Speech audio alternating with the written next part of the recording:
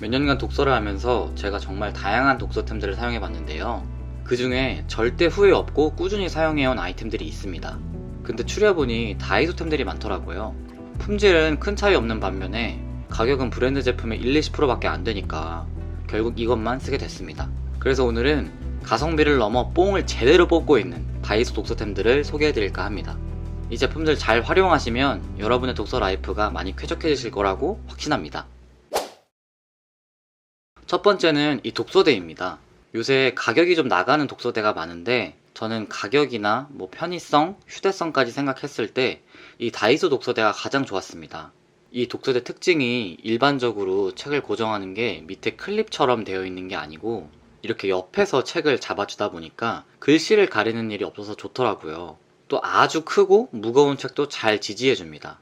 이게 제가 갖고 있는 가장 큰 책인데 보시다시피 잘 지지가 되죠. 무엇보다 무게가 정말 가벼워서 도서관을 자주 다니는 저한테 최고의 선택이었습니다. 다이소 가보시면 이런 철로 된 독서대도 있는데요.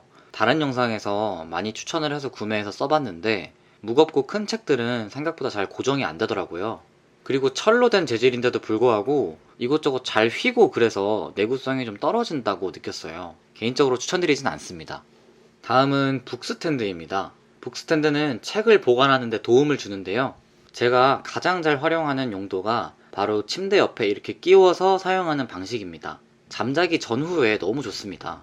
또 침대에서는 한두 권이면 충분하잖아요. 그리고 또 책을 어디 올려놨다가 잠결에 실수로 쳐서 떨어뜨릴 일도 없습니다. 그리고 저처럼 방에 큰 책장이 따로 없으신 분들은 이렇게 책을 놓으시는 분들이 많을 거예요.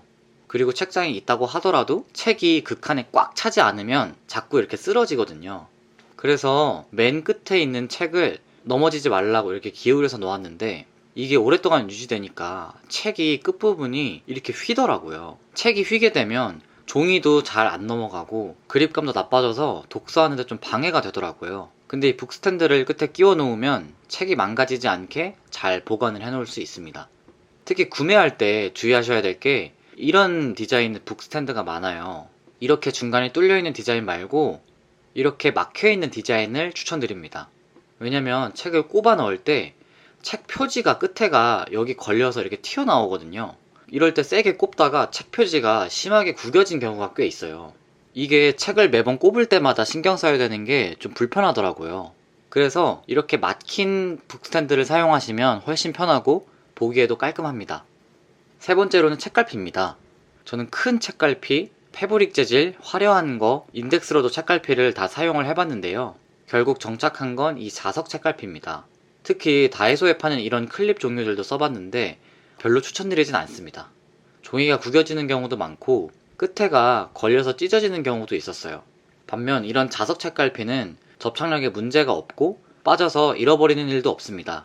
그리고 얇아서 책 모양이나 종이도 망가지지 않아 좋았습니다. 추가로 3, 4페이지까지 한 번에 찝을 수가 있어서 꼭 기억해야 할 내용이 여러 페이지에 걸쳐 있다면 이런 식으로 인덱스 대신에 사용하기에도 좋았습니다. 네 번째는 형광펜입니다. 저는 밑줄 대신 형광펜을 칠할 때도 많은데요.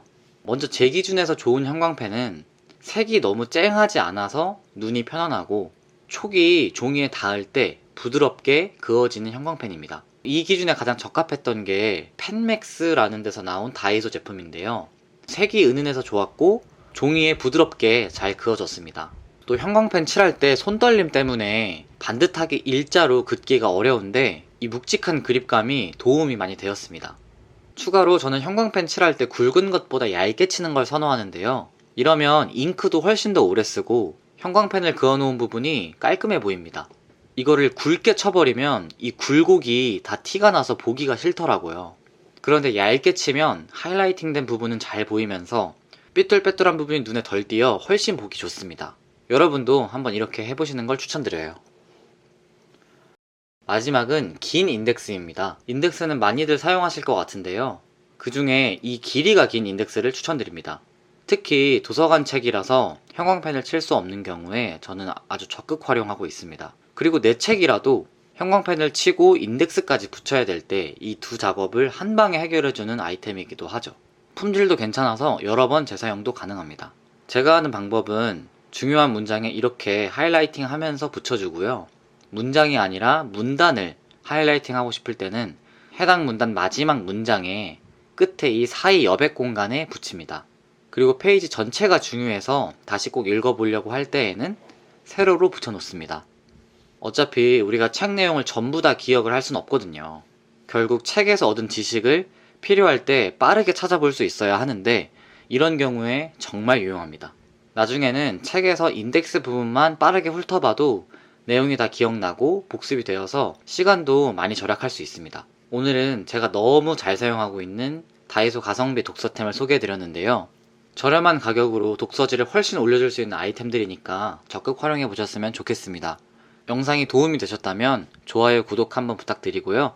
다음에도 좋은 독서 관련 영상으로 찾아뵙겠습니다. 감사합니다.